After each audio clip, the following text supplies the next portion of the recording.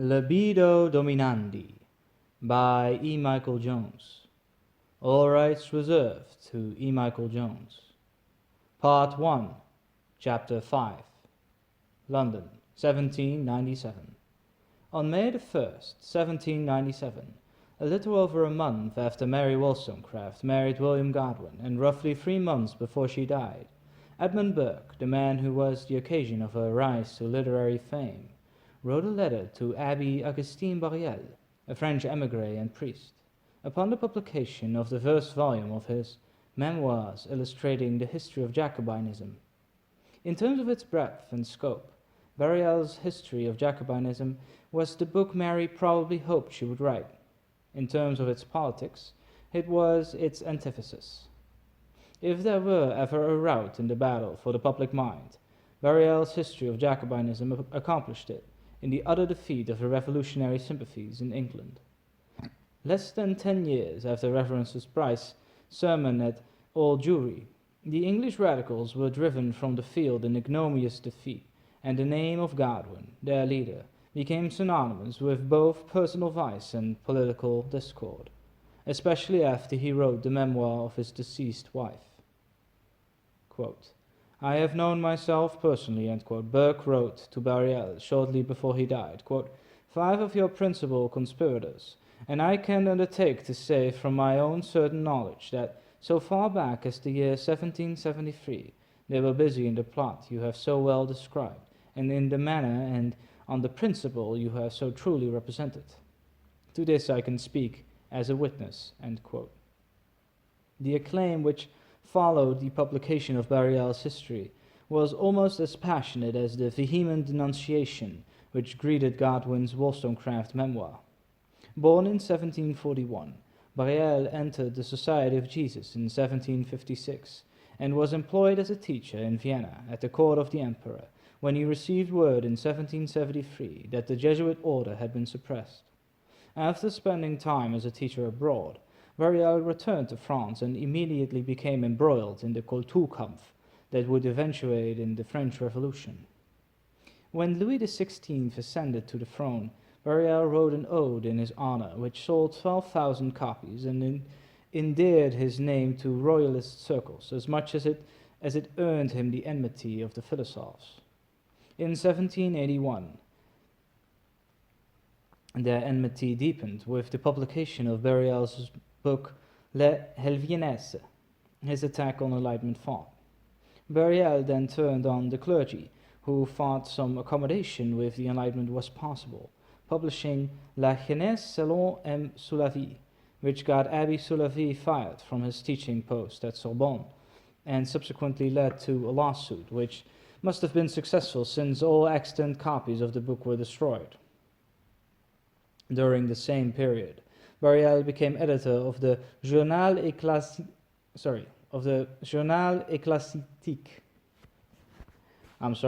Journal Ecclésiastique, a post from which he continued his attack on the revolution. By August of 1792, actions had become louder than words. On August the 10th, Barriel suspended publication of the journal and escaped into hiding in Paris when the September massacres broke out. From there he went to Normandy, where the Vendée revolt would issue less than a year later, and from there he escaped to England in mid-September 1792.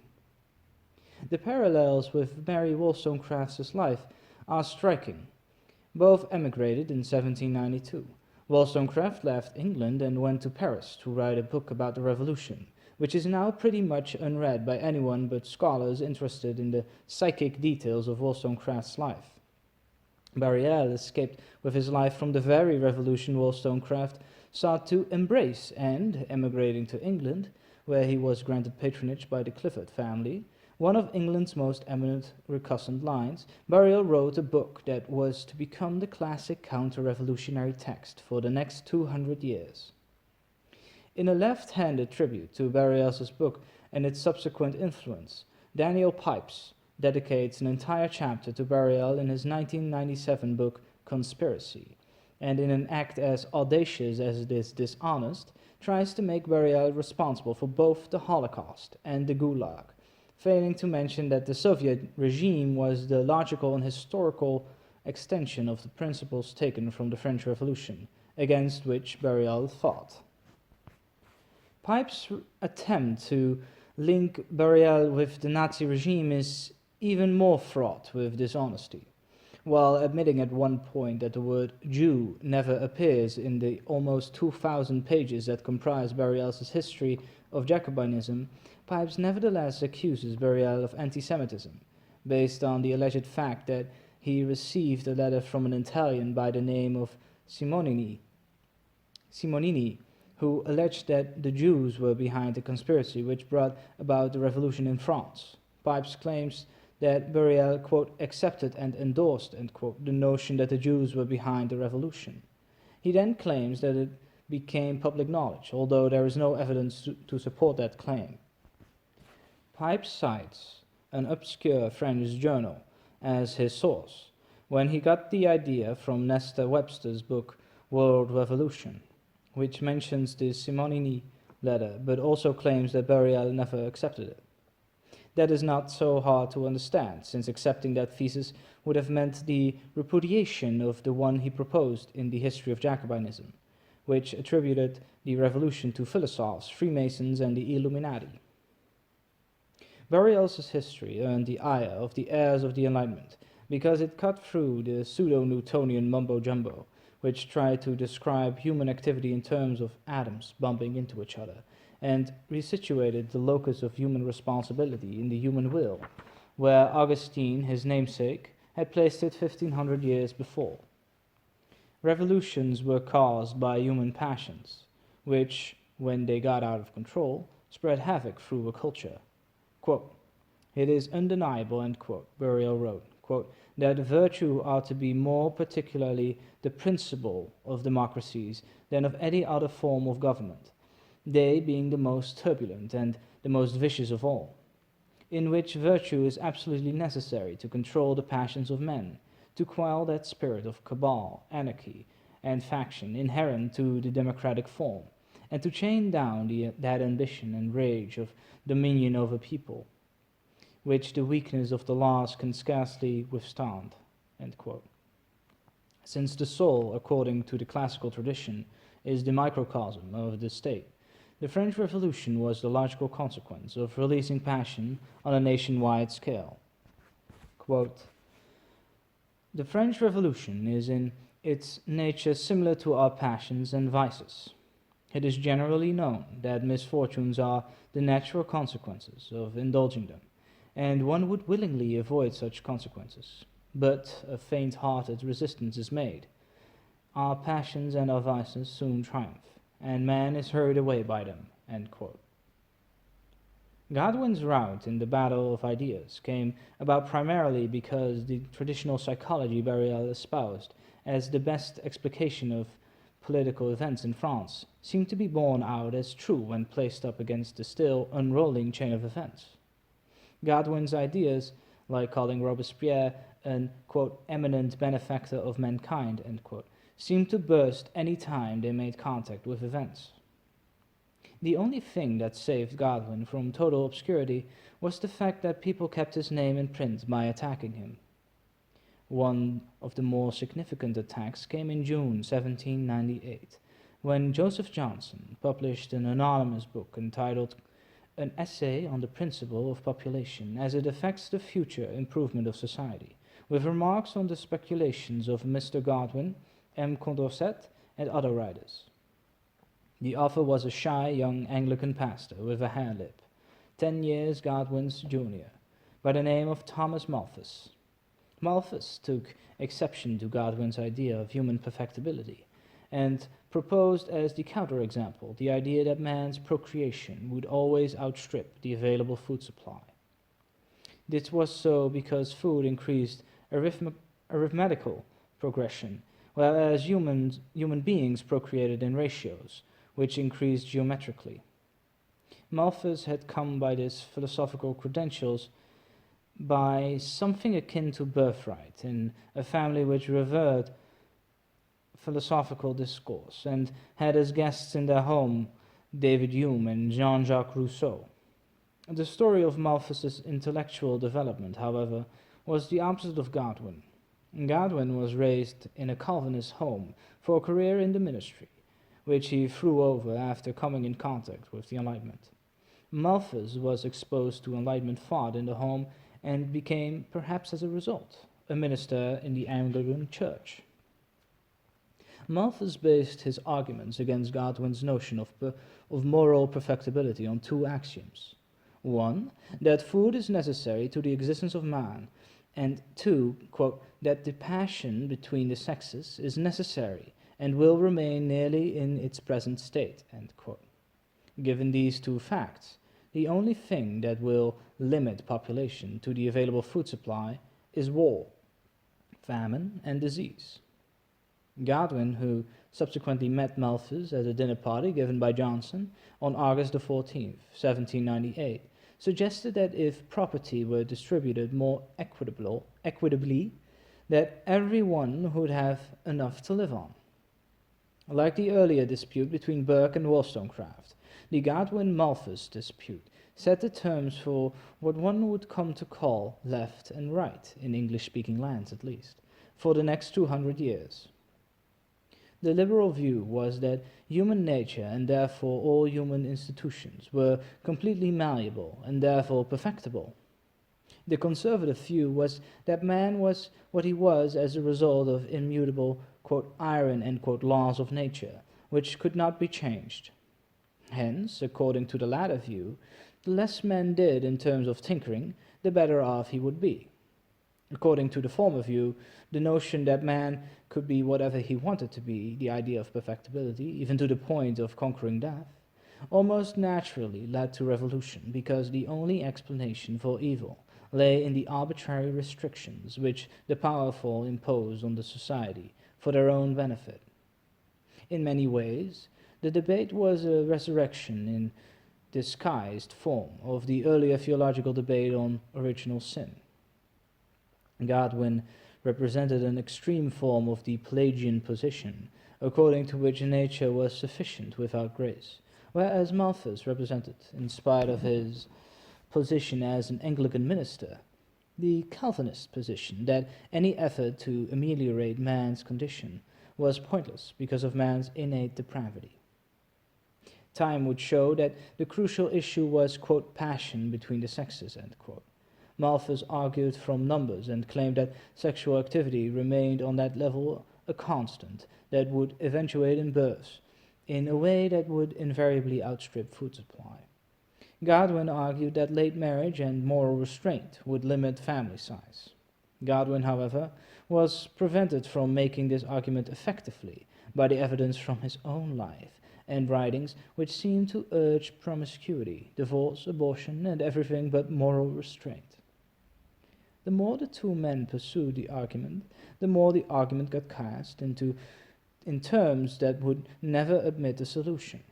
Malthus, like Burke before him, allowed the terms of the conservative argument to degenerate into the defense of a completely status quo, and an equally vehement defense of economic privilege, if not ruthless exploitation of the weak. Godwin, for his part, proposed defenses that were ever more utopian, and the argument has pretty much run in the same ruts ever since. By 1801, Malthus's theory had already been widely adopted. 2 years of poor harvests and had led to widespread distress. Prices were up 300% from their 1793 level, and although wages had also risen, there had been a drastic fall in the income of the poor. Relieving starvation by public expenditure, many taxpayers now believed, would make the situation worse, and the only answer was to reduce demand even further. In 1800, a law was passed to forbid bakers from selling bread for 24 hours after baking, it being well known that since new bread tastes better, the poor ate more of it. What neither side could anticipate, then, is how attractive artificial contraception would appear to both sides in the dispute. As of the time of Malthus's book, contraception was technologically unfeasible and morally repugnant. But with the passage of time, and the subsequent and simultaneous advance in technology and the erosion of morals, it would soon reassert its utility as a technological solution which allowed both sides to have their cake and eat it too. Birth control allowed the Malthusians to concentrate on fertility reduction to the detriment of higher wages and better working conditions. But it also allowed the left to indulge its sexual passions and its utopian schemes for social engineering. The rapprochement which contraception enabled would have to wait for 100 years, but eventually it would be symbolized by the collaboration of Margaret Sanger and John D. Rockefeller, Jr. The two poles of the debate, liberation and control, as in sexual liberation and population control, would remain antinomies, but in a way in which the one invariably begat the other in a never-ending cycle of more and more liberation eventuating in tighter and tighter social control. The one was always a function of the other, and the contraceptive was the key to both. In providing both liberation of the sexual sort for the Godwinians and control of the population sort for the Malthusians, it allowed the creation of a political system in which, quote, liberation, end quote, from sexual restraint could be used as a form of control. The sexual act liberated from procreation was mobilized in ways congenial to those who wanted to make money off its exploitation. By convincing undesirable groups that they should limit their numbers rather than seek higher wages, these groups were deprived of demographic leverage, and political protest was diffused by ever more besotting applications of sexual pleasure. All of that was far in the future, but all of it grew out of the dialectic of liberation and control, which lay at the heart of the Godwin-Malthus debate. Godwin, at this point, had other reasons to think about birth control and moral restraint.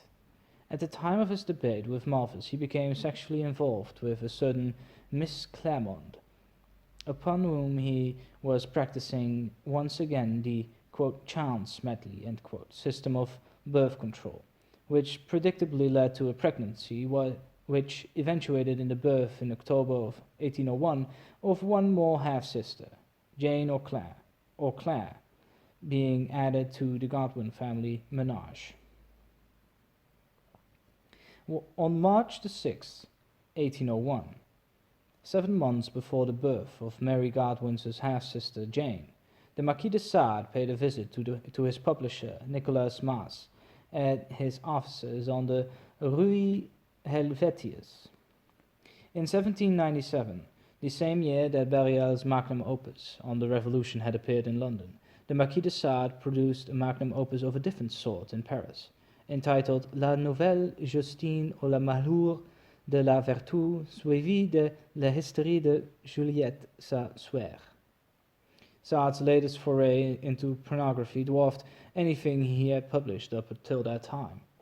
Its 10 volumes of pornographic excess were illustrated with numerous obscene engravings, earning it the dubious encomium of being, quote, the most ambitious pornographic enterprise ever assembled, end quote. If Sade hoped to get rich from that book, he was once again disappointed.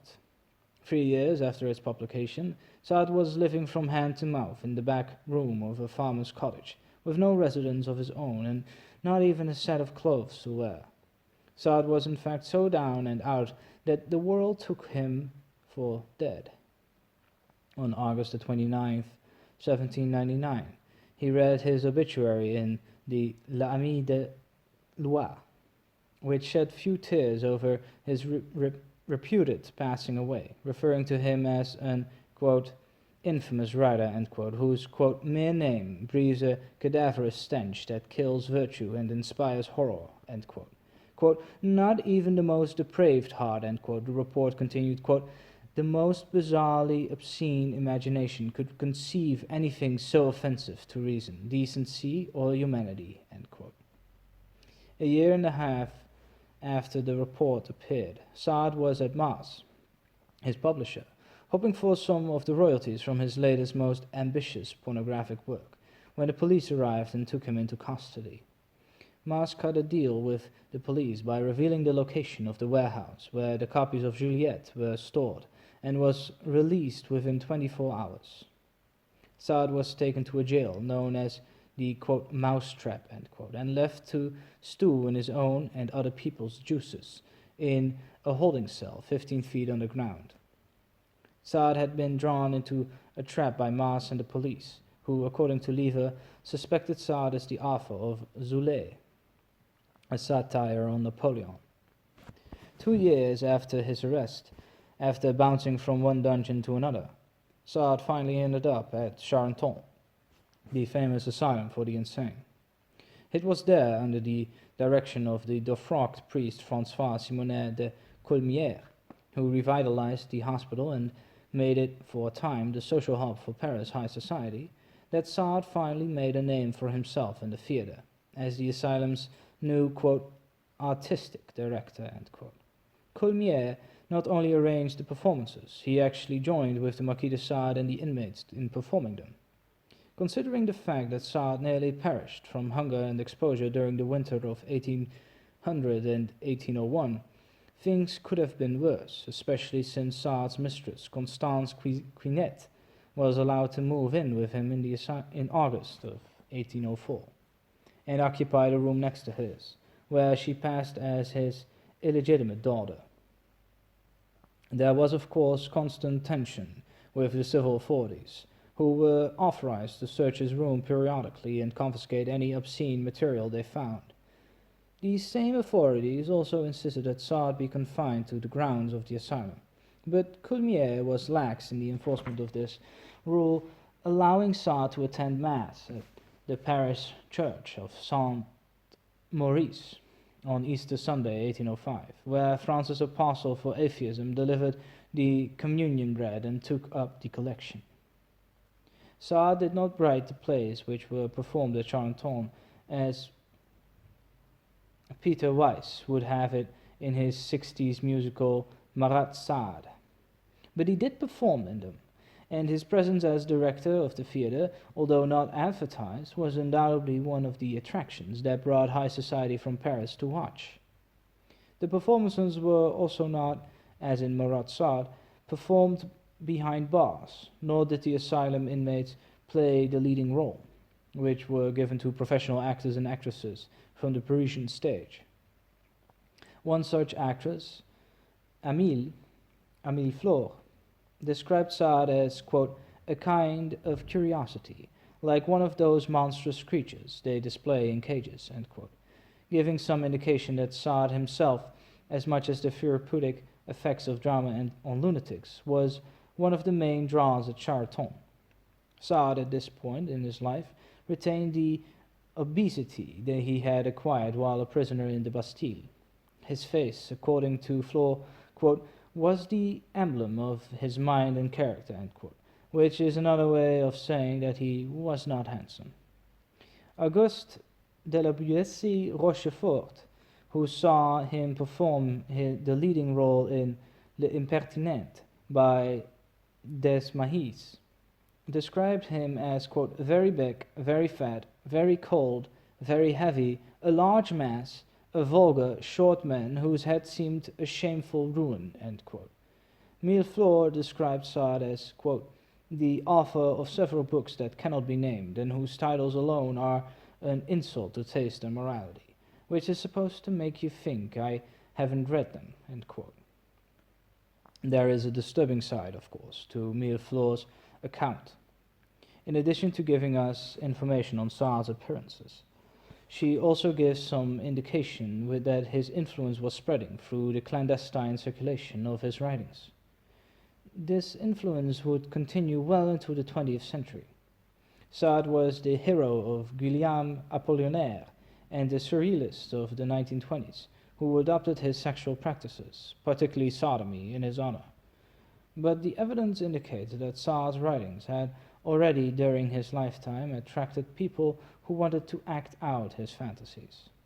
On June the 5th, 1807, Police Inspector Dubois searched Sade's cell, looking for obscene material, and discovered, quote, many papers and instruments of the most disgusting libertinage, End quote. Evidently, the Marquis de Sade still practiced the masturbatory practices he had acquired during his incarceration at the Bastille. After learning that Constance Quinet was his mistress, Dubois searched her room as well, discovering a work entitled Le Entretiens du Château de Florbel, a work Dubois described as, quote, disgusting to read. It seems that de Sade aimed to surpass the horrors of Justine and Juliette, end quote. Even more unsettling, however, was the part of Dubois' report that mentioned the letters Sade had been receiving. Quote, there are several written by a single hand that prove he has disciples as horrifying as their master.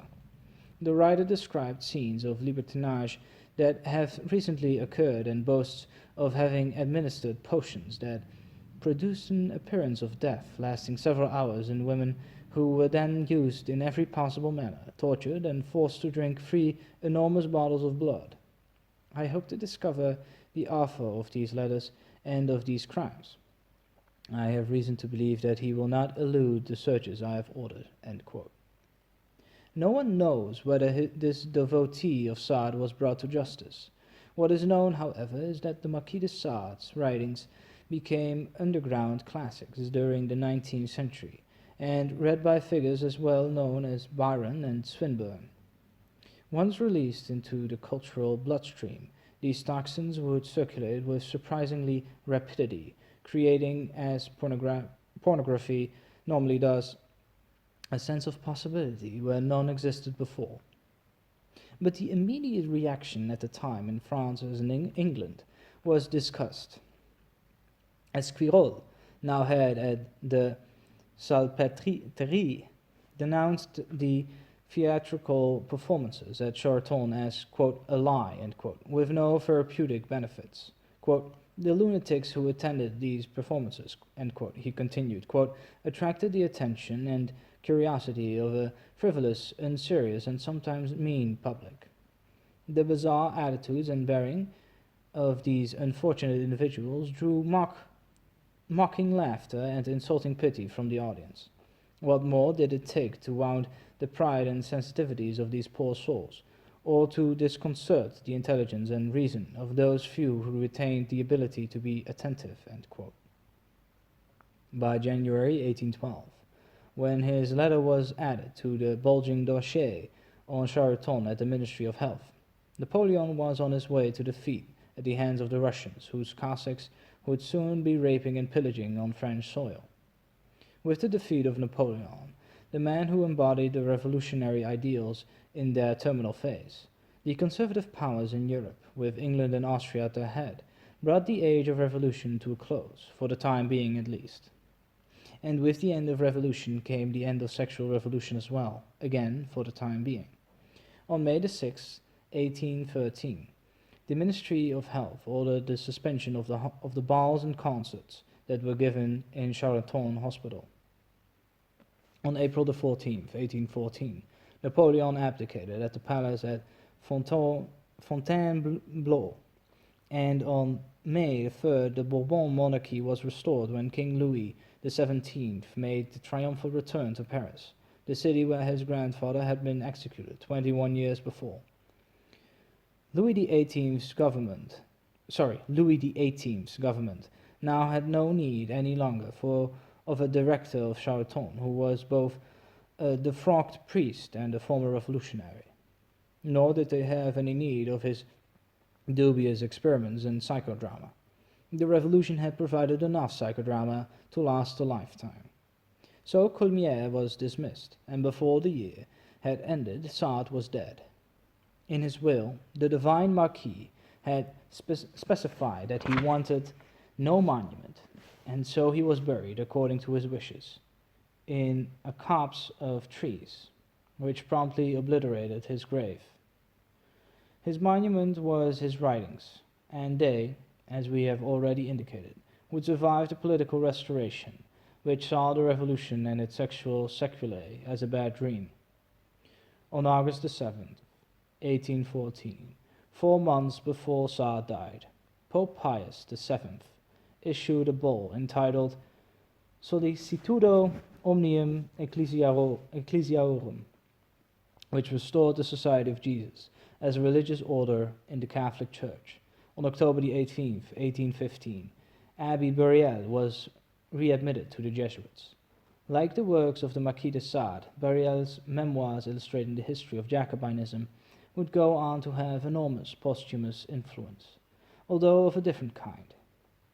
Buriel, unlike what his detractors had to say, became convinced that the influence of the Prussian philosopher Immanuel Kant was every bit as pernicious as his more bloodthirsty colleagues in France, and dedicated the last 5 years of his life to writing a book on Kant, a manuscript which he inexplicably burned before it could be published. Buriel died on October 20th, 1820, secure in the knowledge that the Jesuits had been restored, and the revolution was over. The sexual revolution was over as well, but there would still be one final spectacular act that would gather all of its desperate threads in one hand before it expired of its own wretched excess. Buriel, the impeccable foe of revolution, would have been both surprised and disconcerted to know that his magnum opus was one of those threads. End of Part 1, Chapter 5.